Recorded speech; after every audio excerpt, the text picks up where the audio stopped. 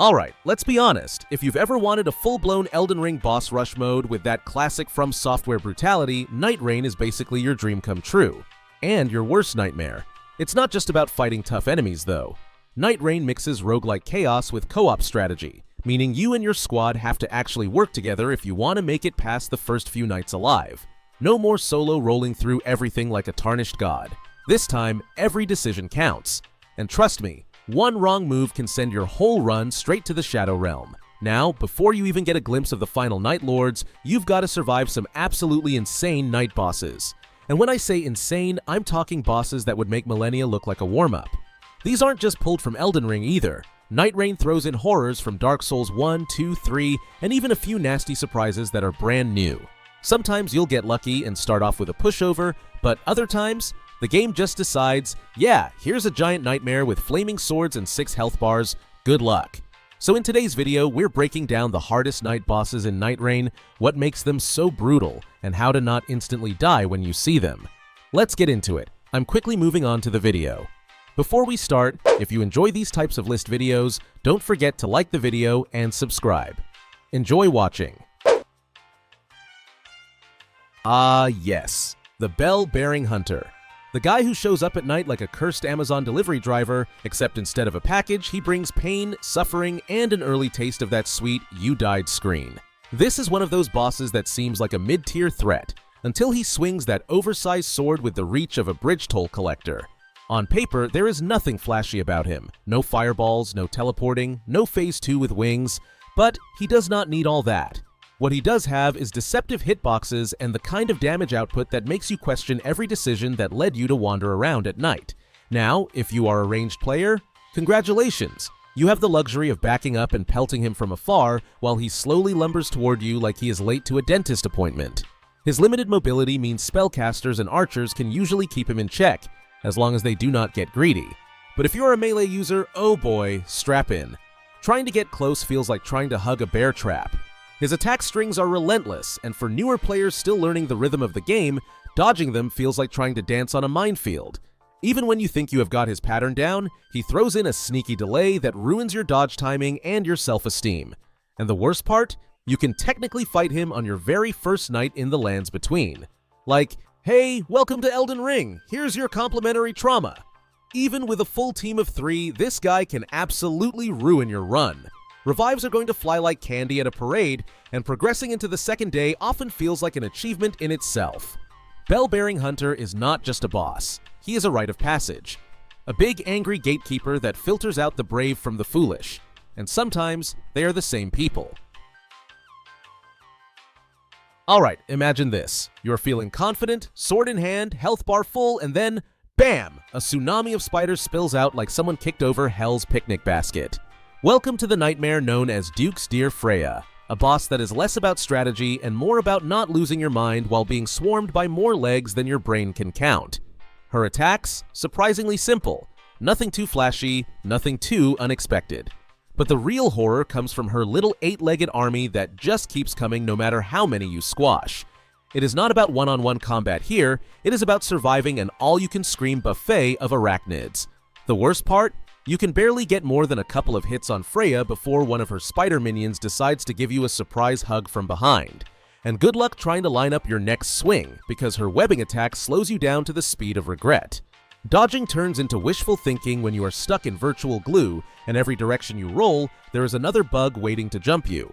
Honestly, it feels like fighting a boss and managing a pest control crisis at the same time. And if you are tackling this fight solo, may the gods have mercy. But here is the thing that makes her so iconic. Duke's Dear Freya is not even unfair. Her damage is tolerable, her patterns readable. What breaks people is the chaos, the overwhelming numbers, the psychological warfare of knowing that no matter how well you perform, those spiders are infinite. It is like she is less a boss, and more a test of how long you can keep your cool before throwing your controller across the room. You thought you were here for a fight. No, friend. You are here for trauma. Arachnophobia, the Boss Battle Edition. You know that moment when you think you've got a handle on things and then the boss rolls up like, "Surprise, I brought friends?" That's exactly what it feels like going up against the Outland Commander. Imagine Commander Nile got bored of the snow and decided to bring his frostbitten fury to the lush chaos of Limveld. And yep, he's just as aggressive, just as brutal, and still rocking those spirit summons that hit like freight trains on fire. The twist this time? You can bring 2 buddies along for the ride. Sounds great, right? Well, not so fast, because even those summoned warriors he calls in are a nightmare to fight one-on-one. They are not just background noise, they will absolutely ruin your day if you underestimate them. And the commander himself, oh, he's got range. He's got that deceptive, I'm far away but suddenly in your face energy.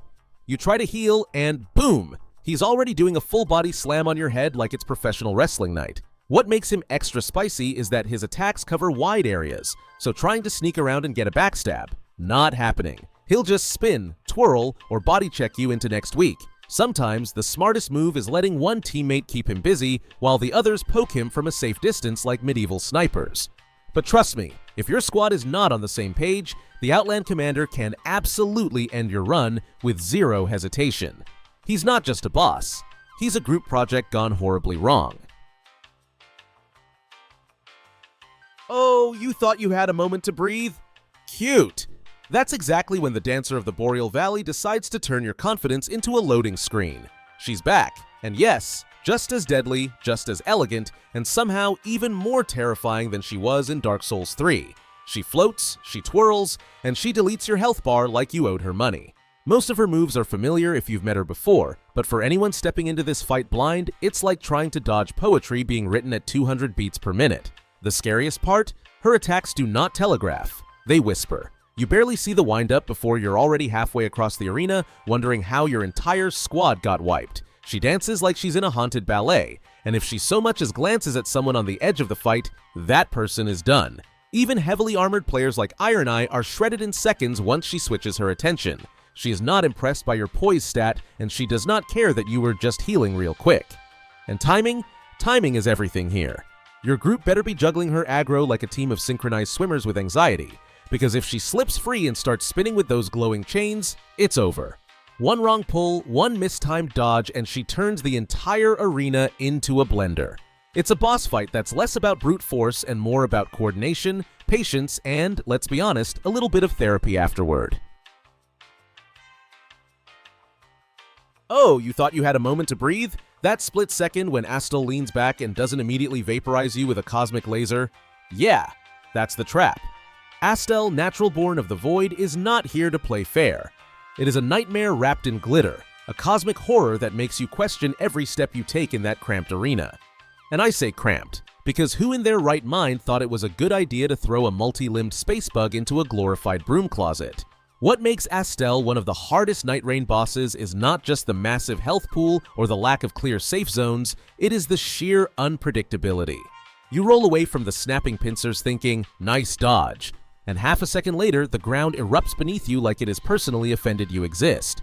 Astel's attacks are area of effect heavy, and the radius? Let's just say safety is a fictional concept here. Even when you finally find that weak spot, yes, it is on the head, right where its death hugs are the strongest, you have to make a split-second decision. Do you risk getting in close, or just admire it from a distance and cry a little? But hey, if you manage to take down this otherworldly menace, you get more than just a bundle of runes. You get bragging rights. You get to say, I fought the Void and won.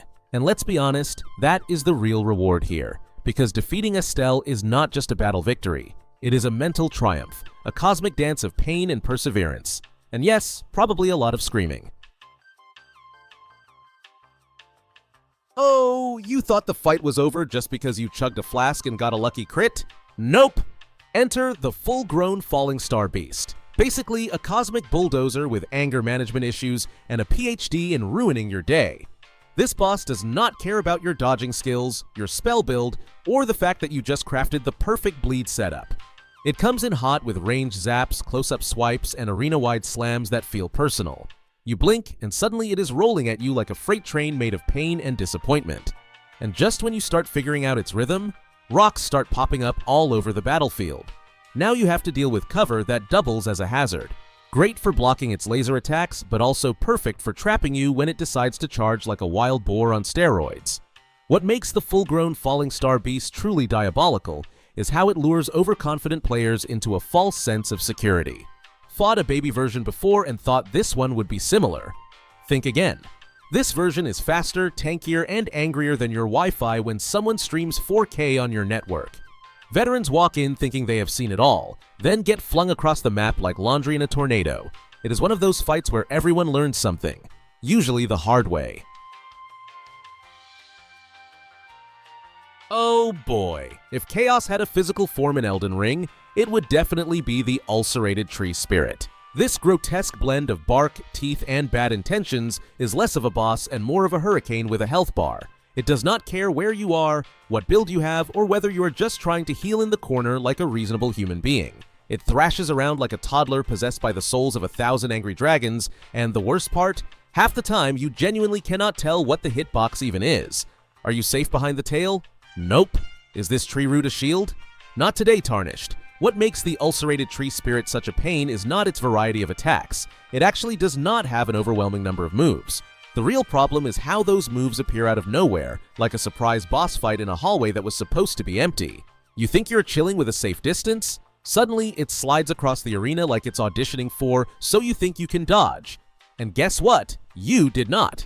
If your armor is not upgraded or your vigor is still in the single digits, congratulations, you just got one shot. This thing punishes underprepared players with a level of aggression that feels almost personal. And for those thinking, well, I will just play it safe with a ranged build, good luck with that strategy. Yes, being far away can help, but the Ulcerated tree spirit has this uncanny ability to slither and twist faster than its chunky frame suggests. 1 second it is across the map, the next it is breakdancing on your face. No corner is truly safe, and every inch of the arena is a potential danger zone. If there was ever a boss that made you feel like the real challenge was figuring out where you can even stand, this is the one. Oh boy, the moment you hear that thunder crackle and the clouds split open, you know things are about to get biblical. Because yes, the Nameless King is back, and he has not mellowed out with age. This isn't just a boss fight, it's a spiritual trial wrapped in dragonfire and regret. From Software brought him back in full cinematic glory, and this time around, he might actually be angrier. The two-phase battle structure returns, and if you thought it was brutal before, you are in for a wonderfully punishing reminder. Now let me be clear, if you stroll into this fight under-leveled or under-geared, the Nameless King will politely introduce you to the loading screen. His moveset is like a poetry slam of pain, elegant, devastating, and somehow always one step ahead of you.